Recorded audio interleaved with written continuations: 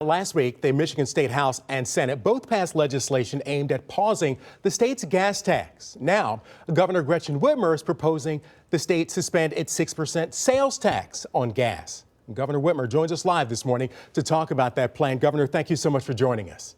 Good morning. Good to be with you. First, can you explain why you plan to veto the legislature's gas tax suspension and how your proposal is different?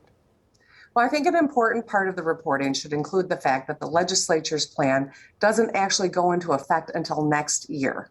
That's not real relief for people. So what I'm proposing is more for my money. That's a plan that has three prongs to it. Number one, giving retirees relief by repealing the retirement tax. Number two, increasing the earned income tax credit for people that are working full time but struggling to keep their head above water, and helps 1 million kids in the process. That's $3,000 checks for 730,000 families in Michigan.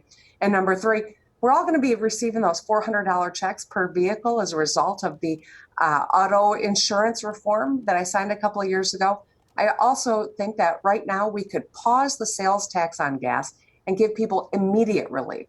So I know that there's conversation in Lansing and it's about next year. People need relief now, and that's why more for my money plan makes sense and would give people some breathing room with the inflation and, of course, the increased gas prices. Well, of course, you have your plan. The legislature has another plan. If timing is the issue, would you be able to or be willing to sign on to the legislature's plan if they actually brought up that relief and gave Michigan drivers relief this year? I'm absolutely eager to negotiate with the legislature to get something that gives people relief right now. All right.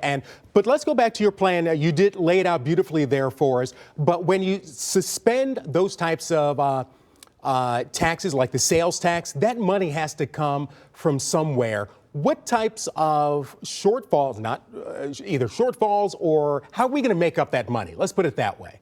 How do we pay for it? That's a smart question you're asking. We've turned a projected $3 billion deficit into a $7 billion surplus. And a lot of that is one-time money. And that's why we've got to be really smart with how we utilize this opportunity.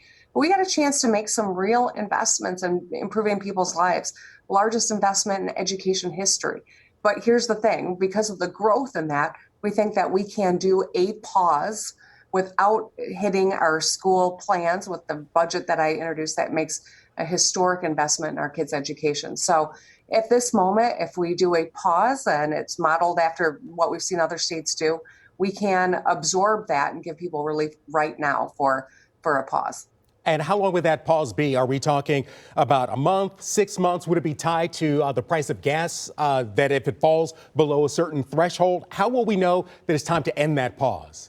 I think that there are a lot of indicators. Other states have moved forward. My Republican colleague in Maryland has Larry Hogan has a pause going on there for a month.